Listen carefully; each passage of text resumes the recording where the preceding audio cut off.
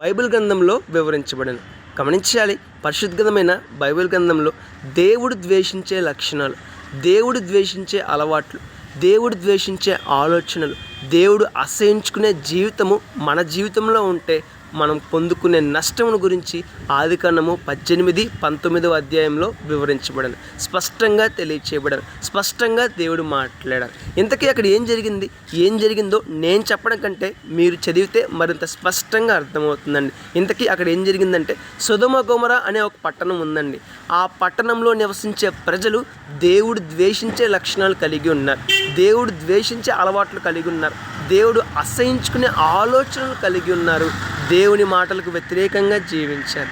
దేవుడు ఏదైతే చేయొద్దన్నాడో అవే ఆ ప్రజలు చేయడం మొదలుపెట్టారు. ఆ మొదలుపెట్టినప్పటి నుంచి అలాగే కొనసాగుతూ ఉన్నారు.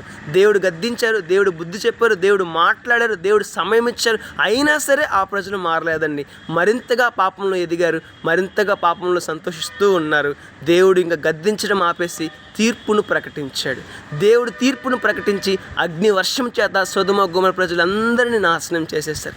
ఆ ఊరు నాశనం అయిపోయిందండి. ఇక్కడ మనం గమనించాల్సిన విషయం ఏంటంటే, దేవుడు ద్వేషించే లక్షణాలు, అలవాట్లు, ఆలోచనలు మన జీవితంలో ఉన్నట్లయితే మనం జాగ్రత్త పడాలి. మన జీవితాన్ని సరిచేసుకోవాలి, మన జీవితాన్ని బాగు చేసుకోవాలి, దేవుడు చెప్పినట్లుగా జీవించాలి, పరిశుద్ధంగా జీవించాలి, నీతిగా జీవించాలి, యథార్థంగా జీవించాలి, దేవుడు కోరుకున్నట్లుగా జీవించాలి. లేదు, కాదు, కూడదు, నా ఇష్టానుసారంగా జీవిస్తాను అన్న మాటలు మన జీవితంలో ఉన్నట్లయితే రేపటి దిన నష్టాన్ని పొందే ప్రమాదం ఉందండి.